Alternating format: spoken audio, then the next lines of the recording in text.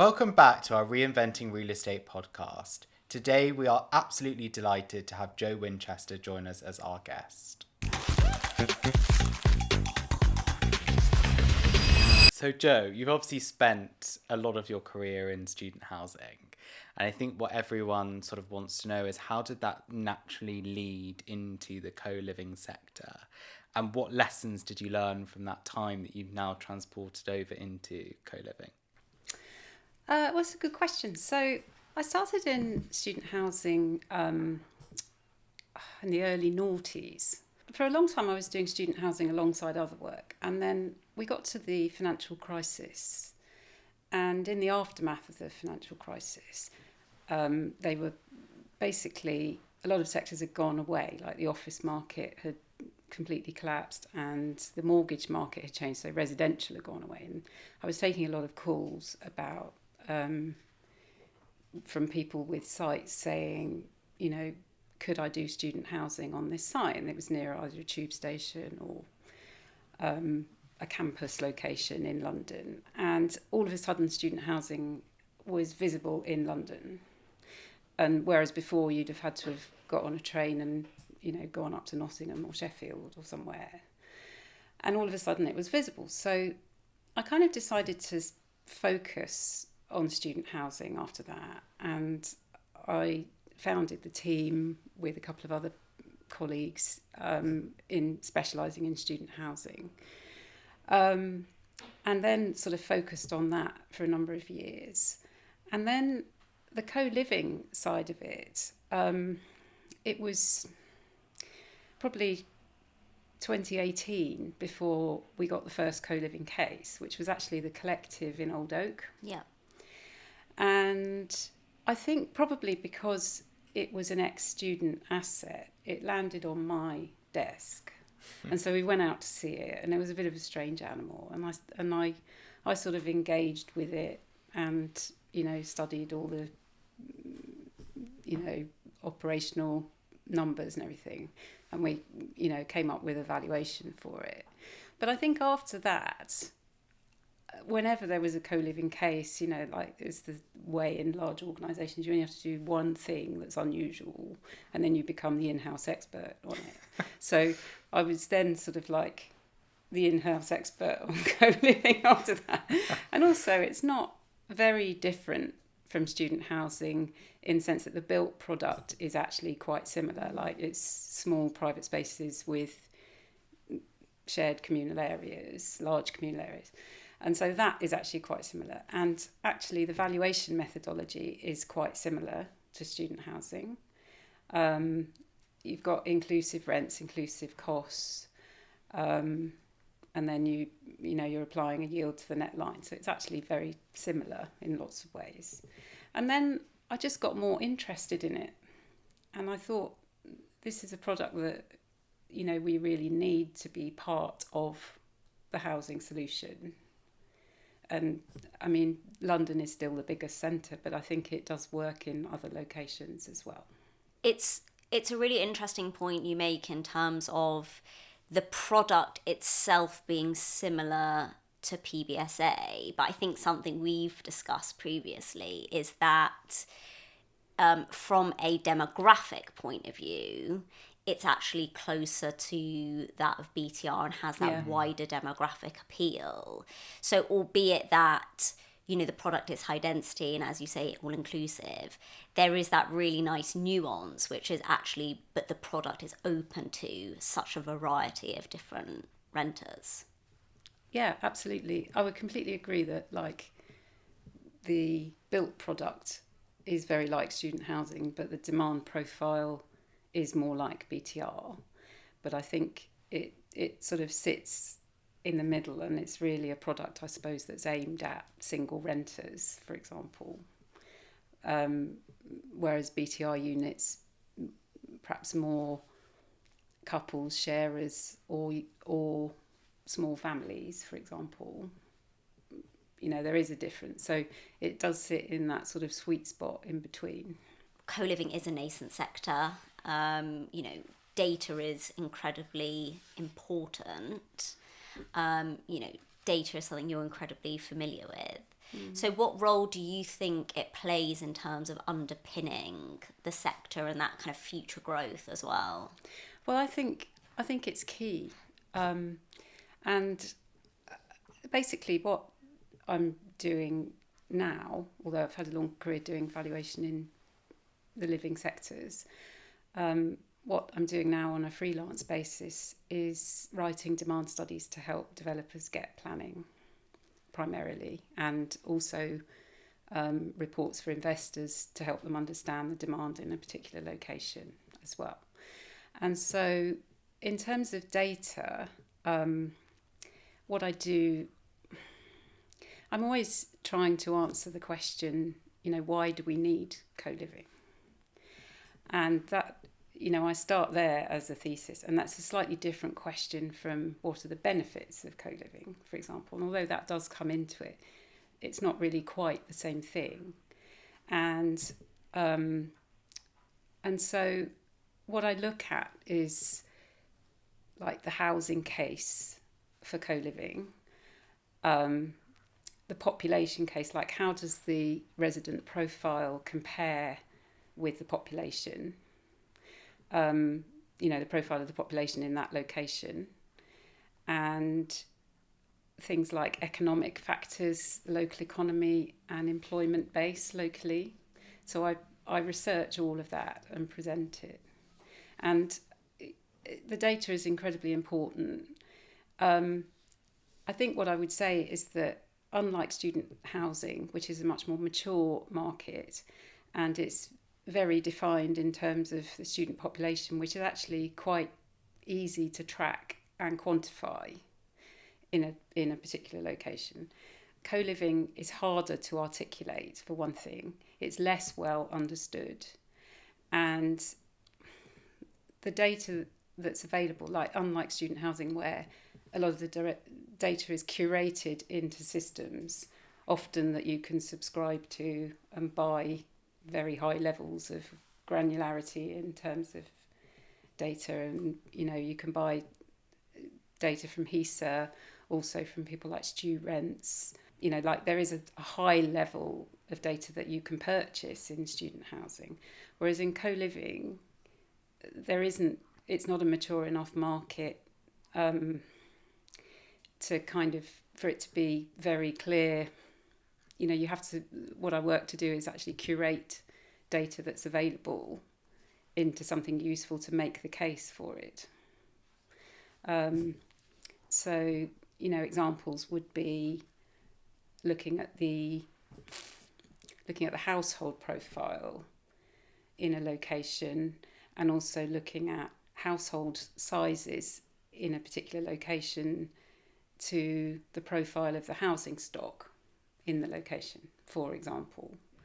I look at age, I look at Experian data of like the key types of people that are in that particular place, kind of thing. And I think one of the interesting things about doing it is that in co-living, there's always, in an ideal world, you would have all the stars aligned in a particular location, but it's rare to find a location that has got everything you would want from a demand perspective. So it's also like a question of presenting a location's strongest suits and actually playing down things that are maybe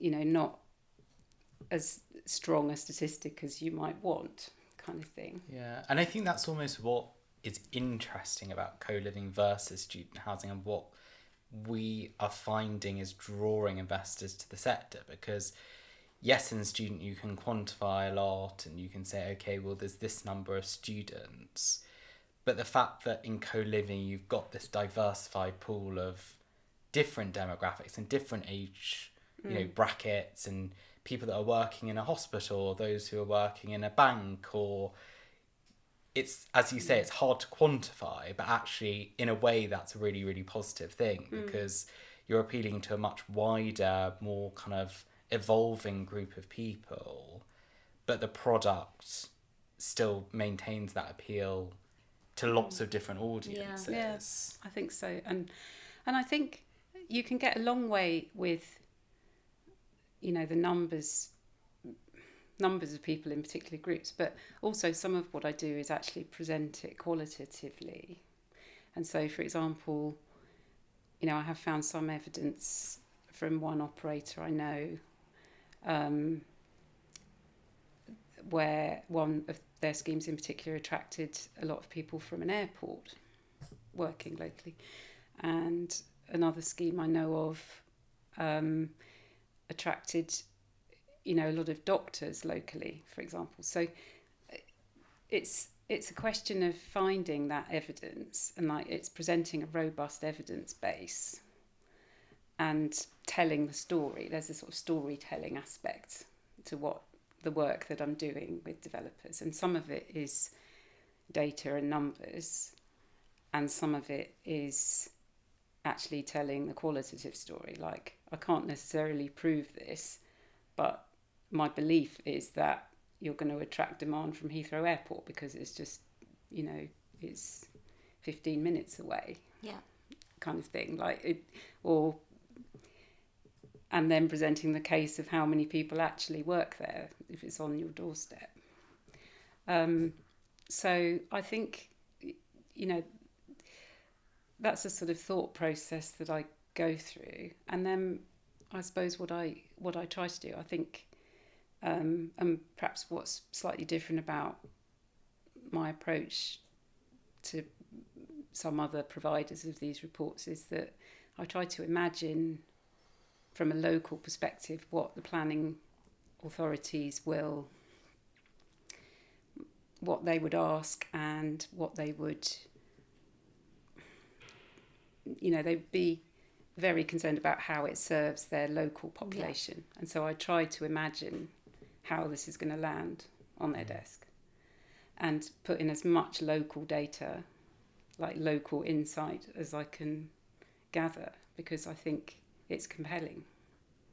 And it's not just sheer numbers, that there is actually a story locally. Yeah. And these are the groups in your population, in the local population, that this is going to serve. I remember we spoke about previously that when you're looking at, kind of supporting areas for co-living, one of the first things you'll do is look at like what hospitals are based locally. Mm. Can you expand on that a bit more in terms of that thing, why you start there? Well, the NHS are often the biggest employer in a location, and they're a huge employer just about everywhere. So if there is a local hospital, and then one of the other things that I've discovered, so for example, Scape opened their scheme in Guildford, and they had a high proportion of hospital workers, doctors living there as well as people in the gaming industry. And I think this is a reasonably well-known anecdote, actually. And the other thing about the NHS is that they publish pay statistics. And I actually came across a data set which it gave the whole spectrum and the mean pay in the NHS, which is about £40,000. And, one of the things that I'm often, working on a hypothesis that co-living is affordable on median pay. And, they're often one of the biggest employers locally. So, there is a storytelling aspect about that, like the median pay in the biggest employer locally, you would be able to afford co-living on that level of salary, for example. So that is sort of one of the ways that the NHS story. But I think there's also a qualitative story around that, that there's something about co-living type accommodation that appeals to people who work antisocial hours. There's something about there being someone on the desk when you arrive, and something about being able to come and go without necessarily disturbing all your housemates or and that there might be social events organised without you having to organise it. That's so you really can just join in. It is interesting. That's And really interesting. and I think there's just something about co-living that would be quite appealing, and also that not all medical staff are permanently in a location. They do move around, and so having something that you can perhaps stay in for a period of time, while you're on a placement or on your rotation, which they do move around, I think there's something about that that's quite appealing, or I would imagine it would be. I'm not a medic, but I suppose that also pertains to the conversation earlier around infrastructure, because if you're a pilot or someone working within that field, you're also working antisocial hours possibly, and leaving very very early in the morning or coming back very late at night. So as you say, being close to those infrastructure nodes is also quite a good strategy. Yeah, and I think the same would apply to airport workers in terms of shifts and working antisocial hours. I think it would apply to either to air staff and potentially ground staff as well. So obviously you're working with different bits of data and analysis quite frequently. From my perspective, I'd love to know some of those key bits of data and statistics that really have surprised you, especially in the co-living space. Well, I think there are some classic ones that, despite the focus on providing family housing, 60% of London's population are unmarried, which means they've either never been married, are divorced, separated or widowed, which to my mind is a huge proportion, and therefore are likely to have a requirement for a single unit of rental accommodation at some point in their lives. And you can't assume that whole group are right for co-living, but I still think it's a compelling statistic. To my earlier point, I've been digging around to see if I can demonstrate that the housing stock doesn't necessarily correspond to the profile of the population. And in London, this is one of my favourite statistics at the moment. In London, there's 1 million one-person households. But some data produced by the GLA suggests that there's just over 700,000 one-bedroom properties in London, which suggests a shortfall of around 300,000 one-bedroom properties. And obviously the way people occupy property is more complicated than that. But the one-bedroom household and one-bedroom properties would correspond directly.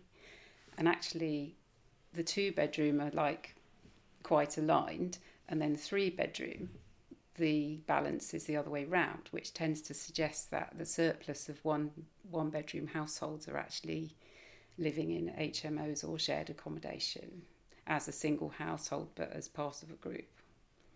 And I think that's really compelling, because often planners are very focused on providing family housing.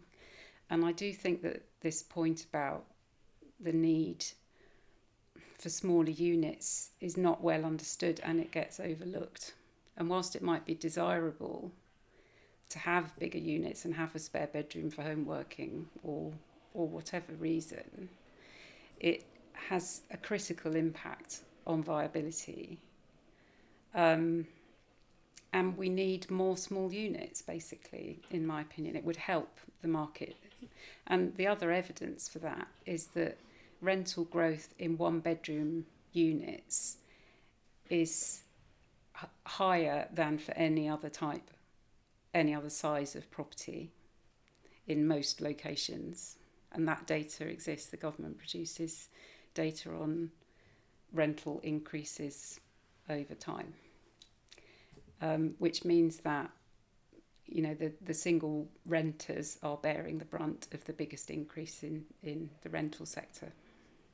Yeah, I suppose because there's so much demand and little supply that, what happens is prices are driven up, and then, not only are people are unable to get access to, but they're also priced out of that market. And then in comes co-living to kind of bridge that gap. And I think it's also refreshing to hear someone saying we need more small units. Yeah.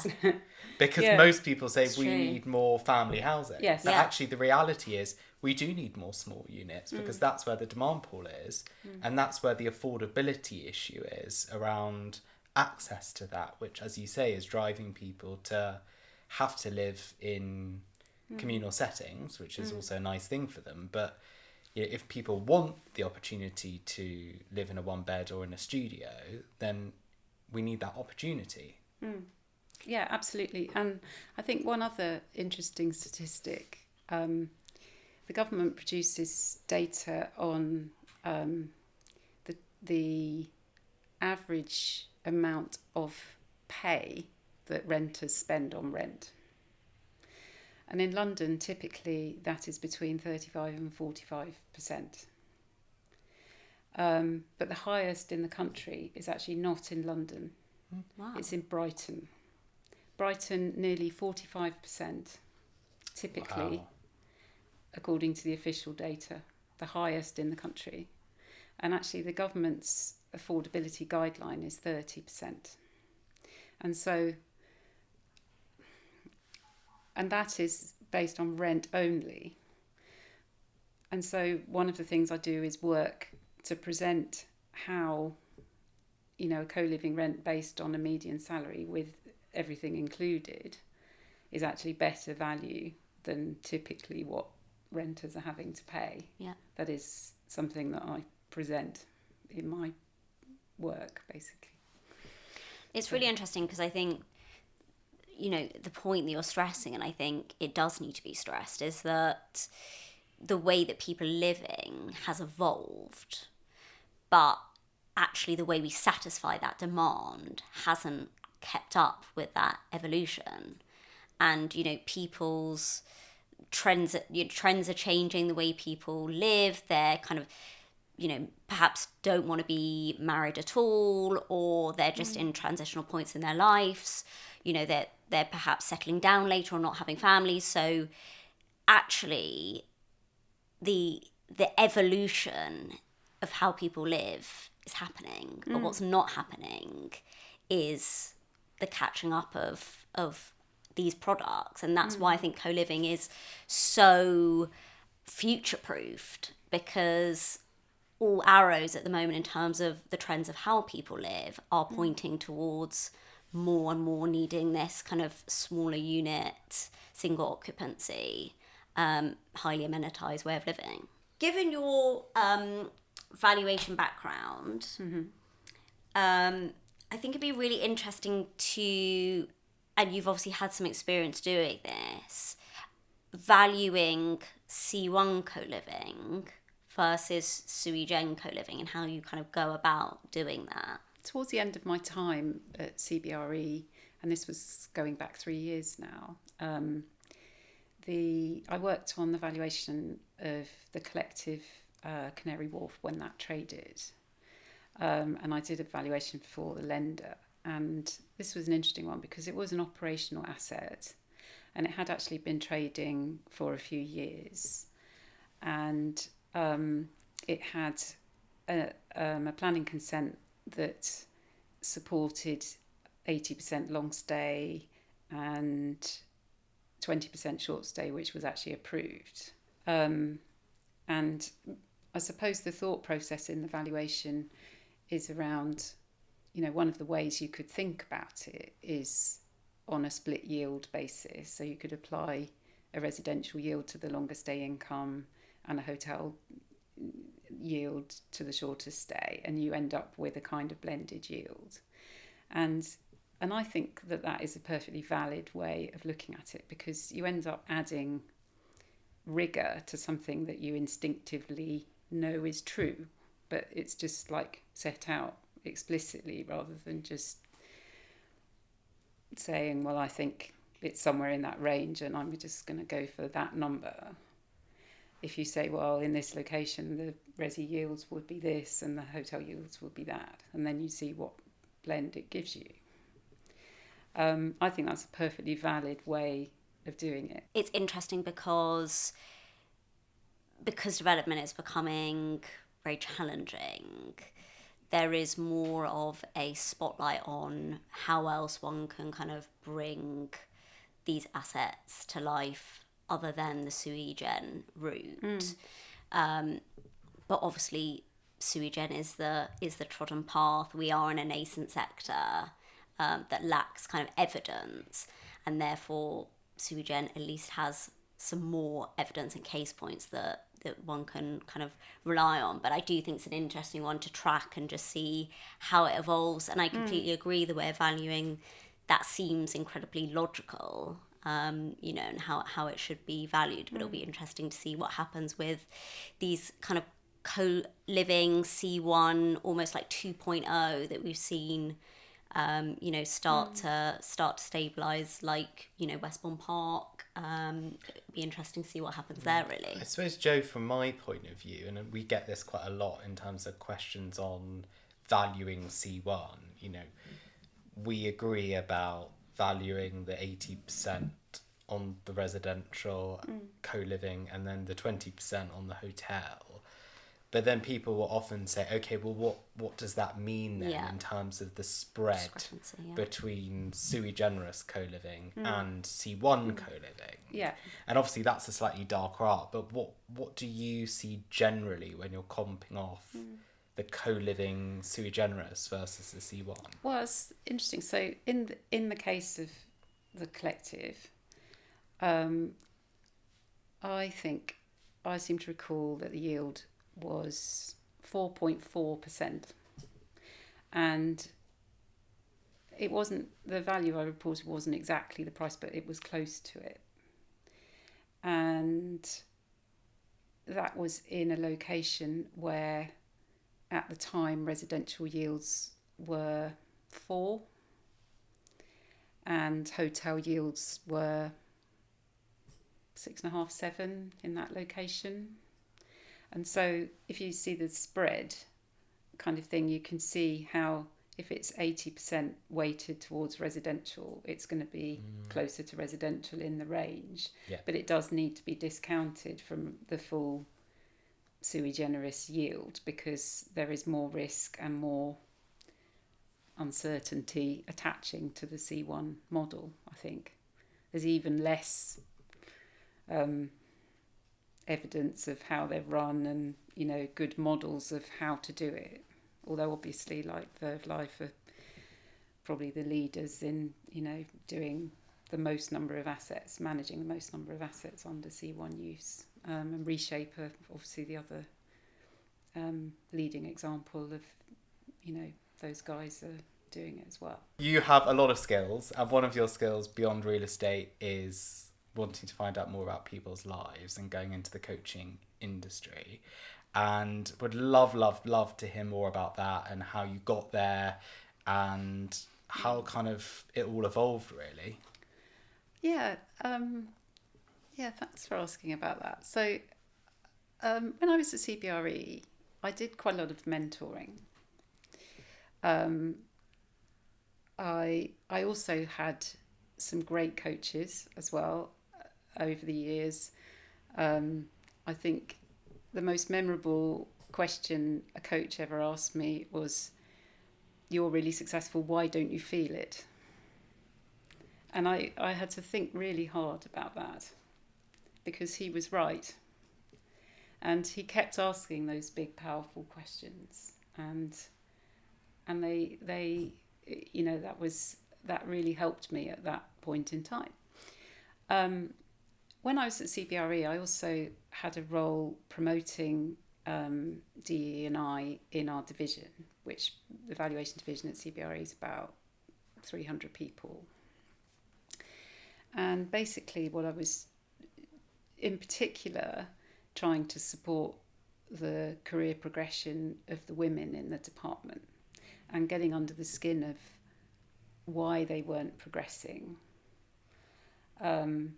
and trying to support them and, you know, trying to, you know, I was the first woman in the valuation division to progress as far as executive director, and for a long time I was the only one.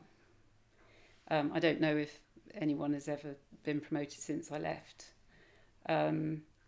but I think basically I was already doing this for a long time when I was in corporate life, and so when I left I decided that I would train properly to become a coach, and get the full coaching qualification, and so that is sort of how it came about. Amazing. That's really interesting. I think that idea of, and I read a statistic about this a long time ago, I think it said that women will only go for a promotion 2 years after they actually are ready, and men will go for promotion probably 2 years sooner than they are ready. But it's interesting. I think that's interesting what you said about, being so successful but not identifying with it. I know it's obviously very personal, but can you unpack that a bit more as to why you think, because you've, obviously I'm sure from that point took a lot of time to think about it, but I wonder kind of what that stemmed from. I think in my case it was to do with family values, actually. And on reflection, what he had landed on was the fact that, in my family, the yardsticks that mattered were, having a family and, producing children and eventually grandchildren. And which, my two sisters had done. And I was not married and living this, pursuing the career thing. And I felt like what I'd achieved just didn't really register on the family yardsticks, if you like, that mattered. And so I was a bit of a sort of outlier. And I think that was why I didn't feel it. I didn't feel successful, even though I was being very successful in my career. And one of the things that I do with my coaching clients is look at their values. And I've devised an exercise to help people identify what their values are.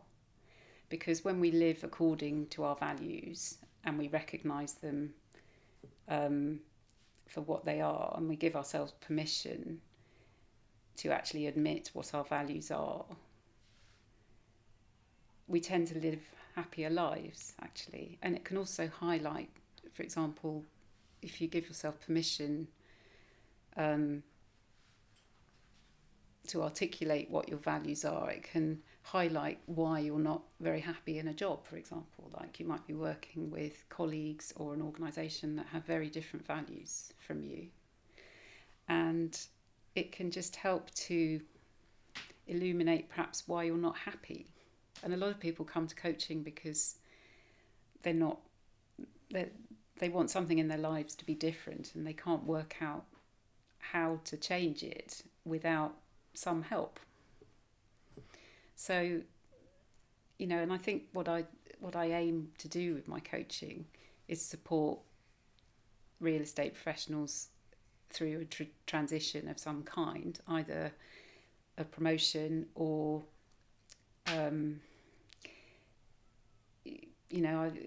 I've had clients that basically they like their job but not the organisation. Sometimes they like the organisation but not the job. Some of them are trying to get back into work, and they're not currently working. Others just want a change of direction completely, like they want to,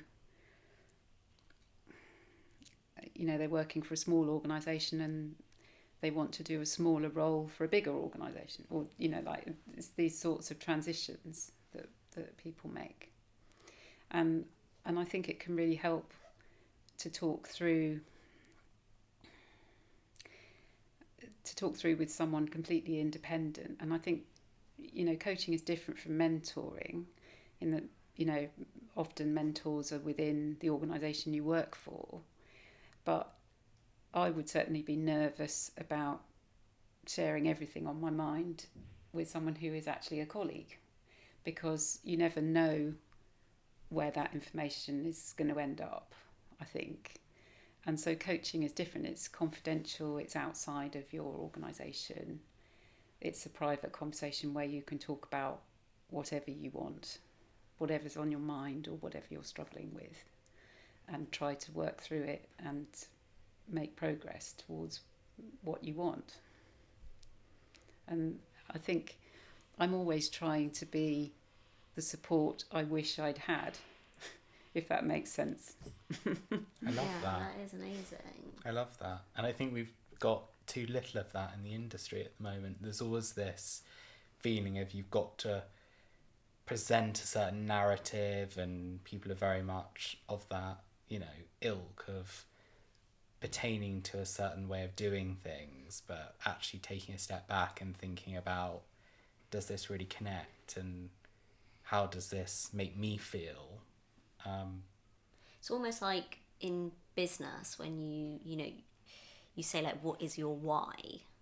It's almost that, but on a personal level. Like, what makes you excited when you get up in the morning? Like, what is your why? What's your purpose? And making sure that people are in roles that really satisfy that purpose. I mean, we talk about it a lot in the sense of, you spend more time at work with your colleagues than you do even with a chosen partner.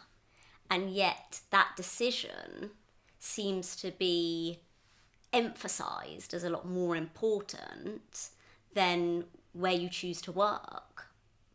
But that's so kind of disconnected, because you're spending more time with your colleagues, and you've got to be in an environment that really Nourishes you. And like feeds your soul. And I know it sounds quite kind of frilly, but it's true. And like, as you say, people happiness and the connection to kind of being satisfied at work is a true correlation. But then sometimes, because work becomes so all-consuming, quite often we look for satisfaction in our work at a level that it's not really appropriate to expect that much from our jobs. And, I've been working with a client over the last couple of years who was keen to be promoted, and she wanted to make partner in the organisation that she works for, and was very frustrated about it. But actually, through the values exercise, identified that actually she needed to give expression to her artistic side. And a local studio came up, and she started doing that, and she found a way to sell her art. And all of a sudden she was much happier, because she was giving expression to this other dimension to her sort of personality. And I have another client who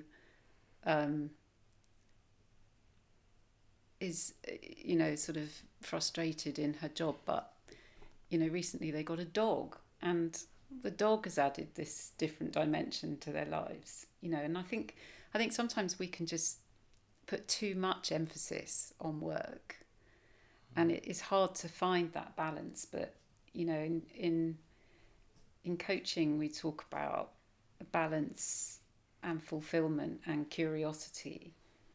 And what we're trying to do is to move coaching clients towards a more balanced and more fulfilled way of living, really. Actually, one of our previous podcast guests, Duncan Garoud, who used to be the CEO of Empiric and is now the CEO of Riverstone, brought up quite an interesting point relating to what you were saying, which is he was commenting that in a previous role he had a COO who was constantly wanting a promotion to CEO, And he sat them down and said, look, I'm sure you're very capable of being a CEO, but why do you actually want the role? And do you realise what you're going to be doing? And he unpacked exactly that of these are the roles and the responsibilities and these are the hours. And the COO went, well, actually, I don't want to be a CEO, but we're automatically all programmed to think that, you know, everyone wants the promotion. It's very linear. You know, you want the seniority within an organisation. So having that sense of zooming out and saying, actually, do I want this? Or is this for me? I think is so pertinent and so important nowadays, because we're not all on this sort of Ferris wheel of up and up and up. It might be that you have a slight sideways trajectory to get to a further point of fulfilment. You're our first female guest, so you know. I feel very privileged. I mean, we're privileged to have you, and you've built an incredible career, and I think really kind of pioneered that kind of, you know, women in leadership roles. And I think what's really nice is we are starting to see more and more of that across the real estate sector and certainly in the living sectors. But I suppose it'd be interesting to hear from your perspective what you think has kind of driven that shift, but what more needs to be done in order to see that growth. Yeah, it's a really interesting question. So there was a change in the law about 15 years ago, which made certain characteristics at work protected to make it basically illegal to discriminate on the basis of those, which actually I believe is what has led to a lot of the more recent, you know, trends in larger organisations having whole programs around DE&I.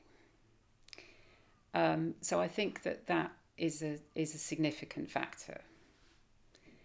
I also think that COVID is huge, and we don't talk that much about COVID anymore. But it was such a massive thing, and that we had to, you know, all of a sudden we had to accommodate people's lives, how they were, because everyone was working at home and managing children, and all of a sudden the lid was blown off, you know, the whole problem of the inflexibility of our working patterns just didn't work for a lot of people.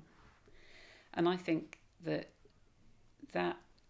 caused a sea change in attitudes about flexible working, which haven't completely, you know, to a large extent, we haven't gone back to how it was before, you know, so I think that is a big factor. What do you think can be done in order to kind of continue that acceleration? I think it's just continuing to support flexible working is absolutely key, because both men and women have children, but only women give birth. And I think that women are penalised quite heavily for that. They pay quite a heavy price in their careers if they want to have both. And I think making that journey as supportive as possible for talented people is absolutely key of what organisations can do. Most modern organisations would say that they were doing that. But, you know, to the extent that isn't happening, that needs to be happening. The last question that we always have on our podcast, and we ask everyone, is if there was one aspect that you would reinvent about real estate, what would it be? So I've thought about this, and I think that the aspect of real estate that I would reinvent would be that there needs to be better collaboration between the real estate industry and policymakers, and that we wouldn't end up with a situation where we have extreme policies which basically stop the development pipeline dead in its tracks.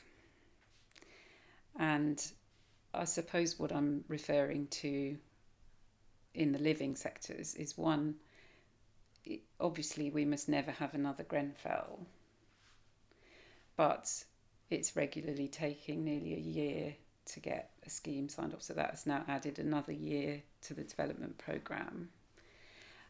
And the other thing is affordable housing, and obviously the GLA have reviewed some of the criteria around affordable housing for build to rent, but it must be possible, and this is really what I would reinvent.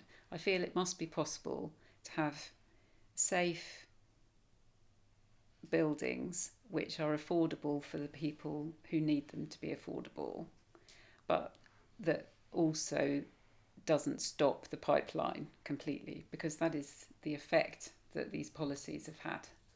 It stopped any building, which then harms the masses, and we're not solving the housing crisis with these policies. And I feel that it must be possible to have a better balance, and that is the aspect of real estate I would reinvent. Jo, thank you so much for joining us on the podcast today. It's been very, very insightful, and we're so grateful to have you. Thank you. I've really enjoyed it.